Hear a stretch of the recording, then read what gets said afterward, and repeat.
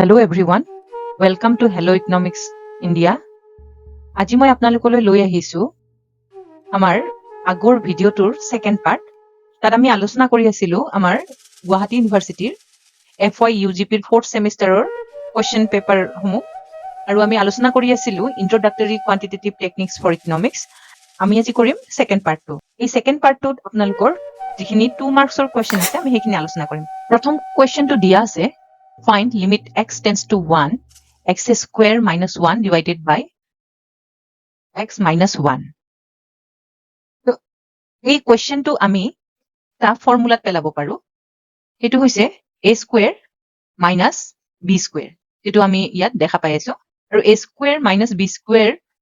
হয় a plus b into a minus b. So, এইটোক আমি এনেদৰে ভাগ কৰি ল'ব পাৰো x plus 1 into x minus 1 divided by x minus 1. যেহেতু x minus 1 আৰু x minus 1ক আমি কেনসেল কৰিব পাৰো, তেতিয়াহলে আমাৰ থাকি যাব x plus 1. যেহেতু ইয়াত দিয়া আছে limit x tends to 1, x ৰ হলনি আমি বহাব লাগিব 1 আৰু 1 plus 1 equal to 2. আমাৰ সেকেন্ড কোৱেশ্চনটো দিয়া আছে if y equal to 7 into root z then find dy by dz. তাৰ মানে এই কোৱেশ্চনটো হৈছে আমাৰ ডিফাৰেন্সিয়েচনৰ। সো এইটো আমি কেনেকৈ সলিউশন কৰিম আহকচোন চাও। প্ৰথমে আমি ধৰিব লাগিব যে y যেহেতু আমাৰ দিয়া আছে given that y equal to 7 into root z. So যেতিয়া আমি root over টো উঠাব লাগে তেতিয়াহলে আমি ফাংশনটোক আমি কেনেকৈ ৰিৰাইট কৰিব পাৰো চাওকচোন। আমি যেতিয়া এই ফাংশনটো ৰিৰাইট কৰিম তেতিয়া আমি পাম যে y equal to z to the power half. আমি যেতিয়া ডিফাৰেন্সিয়েচন কৰিম এই ফাংশনটোৰ উইথ ৰেসপেক্ট টু z আমি এনে ধৰণে কৰিব লাগিব dy by dz equal to 7 into z to the power half divided by dz. এটো মানে আমাৰ কনস্ট্যান্ট মাল্টিপ্লিকেশন ৰুলত পৰে। সো 7 বাহিৰত আহি গল আৰু ইয়াৰে যেটো আমাৰ হাফ আছে পাৱাৰটো হেতু বাহিৰলৈকে আহি গল। এতিয়া থাকিব আমাৰ z to the power half minus 1. আমি প্লাস মাইনাস কৰিলে আমি কি পাম 7 divided by 2 into z to the power minus half. So our answer to hobo 7 divided by 2 into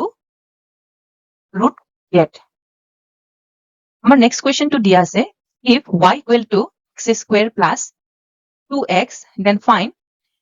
d square y by dx square. তার মানে আমার এই অঙ্কটো দিয়া আছে আপনার পার্শিয়াল ডিফাৰেন্সিয়েশনৰ। সো এইটুক আমি দুই ধৰণে মানে দুটা স্টেজত কৰিব লাগিব। সো আমি ইয়াত এনে ধৰণে লিখিম যে given that y equal to x square plus 2x আৰু ইয়াক আমি যেহেতু আমি কৈছো যে দুটা স্টেজত কৰিব লাগিব। ফাৰ্স্ট হৈছে ফাৰ্স্ট ডেৰিভেটিভ আৰু এবাৰ কি কৰিব লাগিব সেকেন্ড ডেৰিভেটিভ উলাব লাগিব। First derivative with respect to কি হ'ব x. So first derivative with respect to x উলাল হলে আমি ইয়াৰ এনসাৰটো পাম 2x plus 2. কো যেতিয়া সেকেন্ড ডেৰিভেটিভ আমি উলাম সেকেন্ড ডেৰিভেটিভ কোৰ উলাব লাগিব second derivative of the first derivative. So second derivative উলালে আমি এনসাৰটো পাম 2x হয় আৰু ইয়াৰে পাৱাৰ হয় আপোনাৰ সাপোজ আমি এনেকৈ কৰি দেখুৱাই দিছো ইয়াতে 2x plus 2 ইয়াক যেতিয়া আমি ডিফাৰেন্সিয়েচন কৰিম with respect to 2x square ইয়াত কি হ'ব আমাৰ যে 2x যেহেতু ইয়াত আমাৰ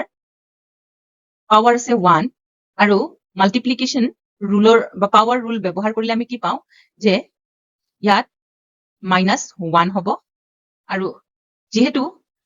যেটো আমাৰ ডিফাৰেন্সিয়েচনৰ কনস্ট্যান্ট থাকে কনস্ট্যান্টটো আমাৰ কি হ'ব যে 0 আৰু ইয়াত কি হ'ব যে 2 into x 1 পৰা 1 মাইনাস কৰিলে আমাৰ কি হ'ল ইয়াৰে পাৱাৰটো হ'ব আমাৰ 0 that means x টোৰ কোনো মান নাথাকিব। সো আমাৰ ইয়াৰে आंसर হ'ব 2। আমাৰ নেক্সট কোৱেশ্চনটো দিয়া আছে যে find integration of 2 into root x into dx. এইটো এটা ইন্টিগ্ৰেশ্যনৰ আমাৰ অংক হয় আৰু ইয়াক আমি কেনেদৰে সলিউশন ওলাব পাৰো যে ইন্টিগ্ৰেশ্যন of 2x root x with respect to x ওলাব লাগিব আৰু যেহেতু আমি আগৰ অংকটো পাই আহিছো যে যদি আমি কোনো এটা বস্তুৰ ৰুটটো উঠাই দিব লাগে তাৰে মানটো কি হৈ যায় হাফ হৈ যায় সেইকাৰণে ইয়াত আমি কি পাইছো যে 2 into x to the power half বা 1/2 সো আমি এতিয়া ইন্টিগ্ৰেশ্যন কৰ ওলাব লাগিব আমি ইন্টিগ্ৰেশ্যন 2 into x to the power half ওলাব লাগিব ইয়াত আমি যেতিয়া পাৱাৰ ৰুল এপ্লাই কৰিম পাৱাৰ ৰুল এপ্লাই কৰিলে আমি ইয়াৰে সলিউশনটো কেনে ধৰণৰ পাম যে 4 divided by p into x to the power 3 by 2 plus c আৰু এইটো হৈছে আমাৰ আনসাৰ নেক্সট কোৱেশ্চনটো দিয়া আছে prove that integration of x plus 6 where x tends from 0 to 2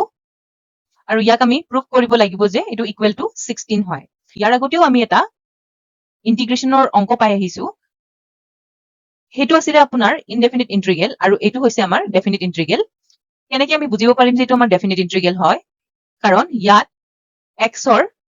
মান দিয়া আছে x ৰ মান হৈছে 0 ৰ পৰা 2 লৈকে সো কেনেকৈ আমি এটো সলিউশন কৰিম আমি প্ৰথমে ইয়াৰ এন্টি ডেৰিভেটিভ উলাব লাগিব সো আমি যেতিয়া anti derivative of x square plus 6 উলাম আমি ইয়াৰে মানটো পাম x square plus 6x plus c এতিয়া এই সলিউশনটোত আমি x ৰ মানখিনি যেতিয়া বহাই দিম তেতিয়া আমাৰ কি হ'ব যে মানটো আপোনাৰ ইকুৱেল টু 16 হয় তাৰ মানে ইয়াত আমাৰ প্ৰুফ হৈছে যে ইন্টিগ্ৰেশ্যন of 2x plus 6 into dx where x tends from 0 to 2 equal to 16 আমি এই অংকটো এনেদৰে সলিউশন ওলাব পাৰিম আহকচোন আমি নেক্সট কোৱেশ্চনটো লৈকে যাওঁ নেক্সট কোৱেশ্চনটো দিয়া আছে যে হোৱাট ইজ লোকেল অপটিমা চাও লোকেল অপটিমাক আমি কেনে ধৰণে বুজাব পাৰো যে a local optima is a solution to an optimization problem that is better than all nearby solution but not necessarily the best overall a peak or valley which is higher or lower than its immediate surrounding মানে এই যে আমি কাৰ্ভডাল পাইছো কাৰ্ভডালৰ যেটো লোৱাৰ point হয় সেইখিনি কোৱা হ'ব লোকেল অপটিমা আৰু ইয়াত কোৱা হৈছে যে এটো এটা অপটিমাইজেশনৰ প্ৰবলেম সলিউশন হয় নিয়াৰ বাই আপোনাৰ প্ৰবলেমছ বোৰৰ বাট not necessarily the best যদি আমি বেস্ট হ'ব লাগে তেতিয়া হলে আমাৰ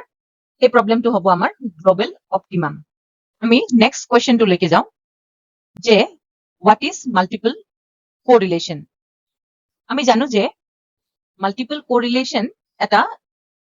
ভেৰিয়েন্ট হয় কিহৰ আপোনাৰ correlation সো আমি ইয়াৰ ডেফিনেশনটো এনেকৈ লিখিব পাৰো যে in statistics multiple correlation is the study of relationship between 3 or more variables যেতিয়া আমি correlationৰ কথা কও সাধাৰণতে আমি দুই ধৰণৰ বা দুটা ভেৰিয়েবলৰ কথা পাওঁ বাট যেতিয়া আমি মাল্টিপল correlationৰ কথা কও তাত কি হয় যে আমি more than 2 ভেৰিয়েবলৰ মাজৰ ৰিলেচন খিনি ষ্টাডি কৰো আৰু আমি এনেকেও লিখিব পাৰো where whenever we are interested in studying the joint effect of 2 or more single variables multiple correlation is the solution of the problem যেহেতু আমি কৈছো ইয়াত এটাতকে বেছি ভেৰিয়েবল দুটাতকে বেছি ভেৰিয়েবল ল'ব লাগিব যেনেকে x y z যদি আমি তিনিওটাৰ ৰিলেচন বুজিব যাওঁ তেতিয়াহলে আমি মাল্টিপল কোৰিলেচনৰ কথা কওঁ আৰু যদি আমি দুটা ভেৰিয়েবলৰ কথা আলোচনা কৰো তেতিয়াহলে আমি যেটো আমাৰ সিম্পল কোৰিলেচন আছে আমি হেতুৰে আমি বুজিব পাৰো সো আমি এনেকে ক'ব পাৰো in fact multiple correlation is the study of combined influence of two or more variables in a single variables our next question to হৈছে define the rank correlation coefficient ইয়াক আমি কেনেকৈ ডিফাইন কৰিব পাৰো rank correlation is a statistical measure that assesses the relationship between the rankings of two variables rather than using raw data values it compares how the positions or ranks of the data points related to each other যেতিয়া আমি Pearson correlation coefficientৰ কথা কও তাত আমি quantitative dataৰ বিষয়ে আলোচনা কৰো বা quantitative weight আমি সলিউশন কৰো বাট কিছুমান ডেটা আছে যিবোৰ কোৱান্টিটেটিভ নহয় হেবোৰ কোৱালিটেটিভ যেনেকে ষ্টুডেন্ট এজনৰ IQ বা ষ্টুডেণ্ট এজনৰ বুজিব পৰা ক্ষমতা সেইবোৰক আমি ডিৰেক্টলি কোৱান্টিটেটিভ ডেটাত পেলাব নোৱাৰো সো সেইখিনিক আমি কি কৰিব পাৰো তেওঁলোকৰ আমি ৰেংকত সজাব পাৰো সো যিবোৰ প্ৰবলেম আমাৰ কোৱালিটেটিভ ডেটাত আহে সেইবোৰৰ আমাৰ সলিউশন ৰেংক কোৰিলেশন কোএফিচিয়েন্টৰ দ্বাৰা আমি কৰিব পাৰো আৰু ইয়াৰ ফৰ্মুলাটো হৈছে এনে ধৰণৰ যে rank কোৰিলেশন কোএফিচিয়েন্ট equal to 1 minus 6 into summation di square divided by n into n square minus 1 where di is the difference between ranks of each observation and n is the number of observation আৰু এইটো হৈছে আমাৰ di square টো হৈছে আমাৰ দুটা ৰেংকৰ difference আৰু n হৈছে নাম্বাৰ অফ অবজাৰভেশন আমি যেতিয়া পিছলৈ কোৰিলেশনৰ অংক কৰিম তেতিয়া আমি ডিটেইলছত বুজিব পাৰিম আহকচোন আমি নেক্সট কোৱেশ্চনটো লৈকে যাওঁ আমাৰ নেক্সট কোৱেশ্চনটো হৈছে mention to difference between correlation and regression analysis যদিও বা ইয়াত দুটা আপোনাৰ ডিফাৰেন্সৰ বিষয়ে কৈছে বা সুধিছে কিন্তু ইয়াত আমি দুটাতকৈ বেছি ডিফাৰেন্স আলোচনা কৰিছো আৰু এইখিনি একেবাৰে সহজ হয় আপোনালোকে স্ক্ৰিনশ্বট মাৰি ৰাখিব পাৰিব আৰু পঢ়ি চাব আহকচোন আমি নেক্সট কোৱেশ্চনটো লৈকে যাওঁ নেক্সট কোৱেশ্চনটো হৈছে if two regression coefficients are 0.8 and 1.2 then find the correlation coefficient so ইয়াত ৰিগ্ৰেশনৰ মান দিয়া আছে বা দুটা ৰিগ্ৰেশন কোএফিচিয়েন্টৰ মান দিয়া আছে আৰু ইয়াক আমি ইয়াৰে পৰা আমি কোৰিলেশন কোএফিচিয়েন্ট উলাব লাগে সো যেহেতু আমি দুটাৰে ফৰ্মুলা জানো আৰু দুটাৰে ফৰ্মুলা অলমোস্ট সিমিলাৰে হয় কিন্তু যেহেতু ইয়াত দুটা ৰিগ্ৰেশন কোএফিচিয়েন্টৰ আপোনাৰ ভ্যালু দিয়া আছে সো আমি প্ৰথমটোক ধৰিব পাৰো bxy আৰু দ্বিতীয়টোক আমি ধৰিব পাৰো byx সো bx ৰ ফৰ্মুলা আমি এনে ধৰণে ধৰিব পাৰো 0.08 আৰু byx ৰ মানটো আমি এনে ধৰণে ধৰিব পাৰো 1.2 সো এতিয়া কোৰিলেশন কোএফিচিয়েন্ট উলাবৰ কাৰণে আমি এই ফৰ্মুলাটো ইউজ কৰিব পাৰো যে r equal to root over bxy into byx আৰু ইয়াত যেতিয়া আমি ইয়াৰে নিৰ্দিষ্ট মানখিনি বহাই দিম আমি পাম যে root over 0.96 আৰু ইয়াক আমি এনে ধৰণে লিখিব পাৰো আমাৰ 2 মাৰ্কছৰ কোৱেশ্চন সমূহ ইয়াতে সামৰণি মাৰিলো আৰু যদি ভিডিওটো আপোনালোকে ভাল পাইছে তেন্তে লাইক আৰু কমেন্ট কৰিব আৰু যদি কিবা আপোনালোকৰ কোৱেৰি আছে তেন্তে আপুনি মোক ইমেইলো কৰিব পাৰে